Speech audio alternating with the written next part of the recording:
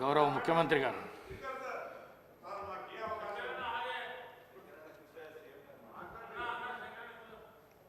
Thank you speaker sir. Revenue శాఖ మంత్రి పొంగులేటి శ్రీనివాసరెడ్డి గారు ప్రవేశపెట్టిన తెలంగాణ భూభారతి భూమిపై హక్కుల రికార్డు చట్టము 2024 ఈ ప్రవేశపెట్టిన చట్టాన్ని సంపూర్ణంగా సమర్థిస్తూ దీనికి సంబంధించిన చర్చను తమరు ఓపికతో, ఇది ప్రజలకు సంబంధించిన సమస్య కాబట్టి కొంతమంది సభ్యులు గతంలో వాళ్ళు ఒక అద్భుతమైన ప్రవేశపెట్టిన ధరణి చట్టాన్ని రీప్లేస్ చేస్తూ ఈ కొత్త చట్టం ప్రవేశపెట్టడం ద్వారా తెలంగాణ రాష్ట్రంలో దాదాపుగా యాజమాన్యపు హక్కులున్న 1,52,00,000 ఎకరాల భూములకు సంబంధించిన వివరాలను భద్రపరచడమే కాకుండా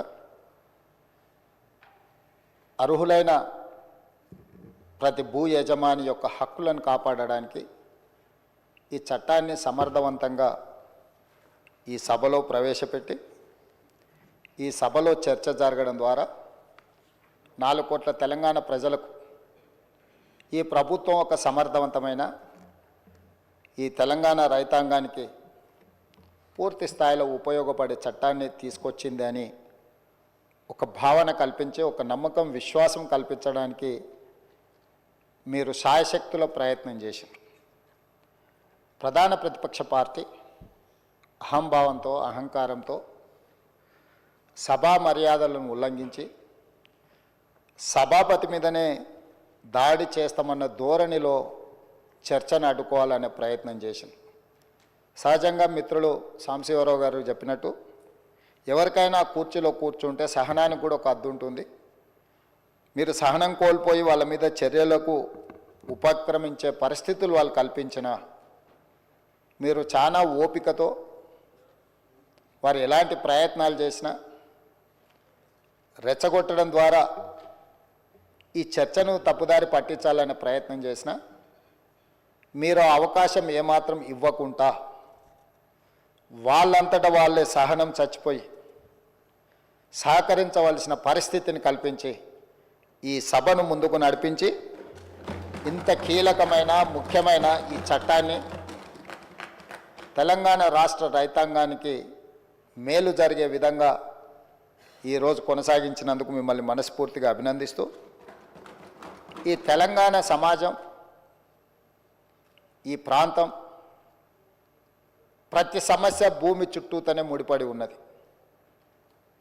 ఆనాడు ప్రధానంగా కమ్యూనిస్టు సోదరులు రావి నారాయణ రెడ్డి గారు కావచ్చు, ఆరుట్ల కమలాదేవి గారు కావచ్చు, మల్లు స్వరాజ్యం గారు కావచ్చు, భీమిరెడ్డి నరసింహారెడ్డి గారు కావచ్చు, ధర్మ భిక్షం కావచ్చు, సరే ఆరుట్ల కమలాదేవి, ఆరుట్ల రామచంద్రారెడ్డి గారు, బద్దం ఎల్లారెడ్డి గారు, మిత్రులు చాలామంది చెప్తా ఉన్నారు, చాకల ఐలమ్మ, ఇట్లా అంటే చరిత్రలో వెనక్కిపోయినా కొద్దిగా వాళ్ళ పోరాటాలన్నీ కూడా వారు ఈ పోరాటంలో అసూలు బాసింది ఈ భూమి కోసమే. ఈ భూమిని ఆత్మగౌరవంగా, ఈ భూమిని హక్కుగా, ఈ భూమి వాళ్ళ జీవించే హక్కు, వాళ్ళకు ఆత్మగౌరవాన్ని తెచ్చిపెట్టేది. దీని మీద కొంతమంది ఆధిపత్యం చెలాయించి అధికారంతో, అహంకారంతో ఆధిపత్యాన్ని నిలబెట్టుకోవాలని రకరకాల దాడులు చేసి వాళ్ళను నియంత్రించి, నిర్బంధించి, వాళ్ళను భౌతికంగా అంతమొందించి అధికారాన్ని నిలబెట్టుకోవాలని చూస్తే ఆనాడు దొడ్డి కొమరయ్య నుంచి దుడ్డుకర్రల సంఘం పెట్టి ఈ భూమిని కాపాడుకునే ప్రయత్నంలో వాళ్ళు విజయం సాధించిండ్రు. వాళ్ళు అమరులు అయిండొచ్చు కాక, కానీ తెలంగాణ సమాజంలో ఉన్న భూమే తమ హక్కు, ఆత్మగౌరవాన్ని భావించి సాయుధ రైతాంగ పోరాటం చేసి భూమి కోసం, భుక్తి కోసం, విముక్తి కోసం ఆనాడు వీరోచితంగా పోరాటం చేసి ఆనాడు చెరబట్టిన రాజుల నుంచి ప్రాంతానికి విముక్తి కలిగించారు. ఆ తర్వాత ఎప్పుడు ఏ ఉద్యమం వచ్చినా, అది కమ్యూనిస్టు ఉద్యమాలు కావచ్చు, నక్సల్బరీ ఉద్యమాలు కావచ్చు, దళిత గిరిజన సంఘాలు, తుడుం దెబ్బలు ఆదివాసీ సంఘాలు కావచ్చు, వీళ్ళందరి పోరాటాలు భూమి చుట్టూతోనే పరిభ్రమించినాయి. ఈ భూమి కోసమే వాళ్ళు సర్వం ఒడ్డి ఈ భూమిని రక్షించుకునే పనిలో పోరాటాలు చేసిండ్రు.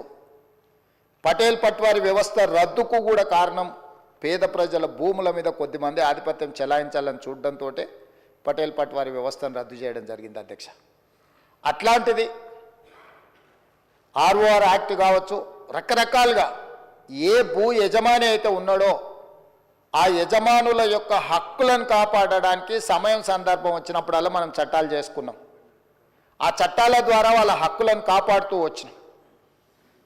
పివి నరసింహారావు గారు, శ్రీమతి ఇందిరాగాంధీ గారు ఉన్నప్పుడు అగ్రికల్చర్ సీలింగ్ యాక్ట్ తీసుకొచ్చి జాగీర్దారుల దగ్గర, జమీందారుల దగ్గర, భూస్వాముల దగ్గర వేలాది ఎకరాలు మూలుగుతుంటే లక్షలాది ఎకరాలను వాళ్ళ దగ్గర నుంచి ప్రభుత్వం సేకరించి భూమి లేని నిరుపేదలకు, ముఖ్యంగా దళితులకు, గిరిజనులకు, ఆదివాసీలకు, బలహీన వర్గాలకు ఈ భూ పంపకాలు, అసైన్మెంట్ పట్టాలు ఇవ్వడం ద్వారా వాళ్ళ ఆత్మగౌరవాన్ని నిలబెట్టి ఆ భూమి మీద వాళ్ళకు జీవించే హక్కును ఆనాటి ప్రభుత్వాలు, శ్రీమతి ఇందిరాగాంధీ గారు వారికి ఇచ్చారు.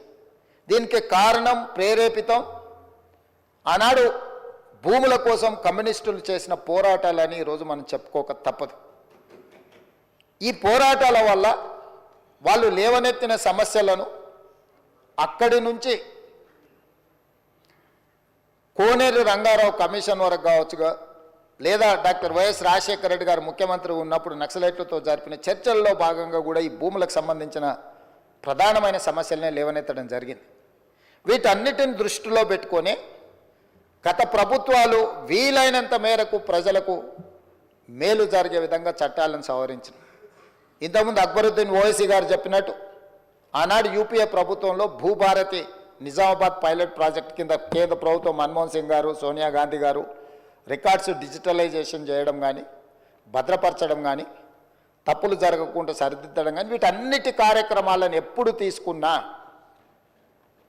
నిజమైన భూ యజమాని యొక్క హక్కులను కాపాడాలి. లేకపోతే విద్య రాని పేదవాళ్ళ భూములను ఎవరైనా అన్యాక్రాంతంగా అక్రమంగా ఆక్రమించుకుంటే కూడా వాటిని, ఆ ఆక్రమణలను తొలగించడం ద్వారా వాళ్ళ హక్కులను కాపాడడానికి అన్ని రకాల చట్టాలను తీసుకొచ్చి తెలంగాణ రాష్ట్రం వచ్చిన తర్వాత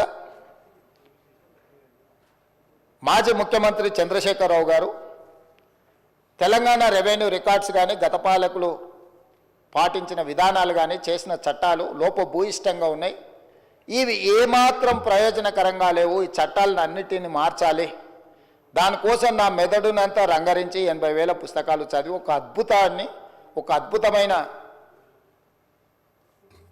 సాంకేతిక నైపుణ్యాన్ని ఆవిష్కరిస్తున్న దాని పేరే ధరణి అని చెప్పి చంద్రశేఖరరావు గారు మనకి ఇదే సభలో చెప్పిండ్రు, వివిధ వేదికల మీద కూడా చెప్పిండ్రు అధ్యక్ష. దీనికి సంబంధించిన కొన్ని అంశాలు నేను నిజంగానే ఒక మంచి చట్టం, ఒక మంచి ఆలోచన, ఒక సాంకేతిక నైపుణ్యాన్ని రంగరించి, ఎందుకంటే ఐటీ రంగంలో విదేశాలలో చదువుకొని వచ్చిన నా అంత ఐటీ నిపుణుడే లేడని కల్వకుంట్ల తారక రామారావు గారు, తెలంగాణ ఉద్యమకారుడిగా తెలంగాణ సమాజంలో ఉన్న సమస్యలను అన్నిటినీ అవసోపాన పట్టిన ప్రతి భూ సమస్యకు నేను పరిష్కారం చూపిస్తా అని మాజీ ముఖ్యమంత్రి వర్యులు కల్వకుంట్ల చంద్రశేఖరరావు గారు పదే పదే మాట్లాడుతూ ప్రస్తావిస్తున్నప్పుడు నేను కూడా ఒక సందర్భంలో భ్రమలకు లోనైనా, పర్వాలేదు ఈ విషయంలో అయినా మాజీ ముఖ్యమంత్రి గారు, మాజీ ఐటీ శాఖ మంత్రి గారు ఒక మంచి విధానాన్ని తీసుకొచ్చి ధరణి ద్వారా శాశ్వతమైన సమస్యల్ని పరిష్కరిస్తారని, ఆ ధరణి నిజంగానే వీరు కొత్తగా కనిపెట్టినరేమని ఈ సందర్భంగా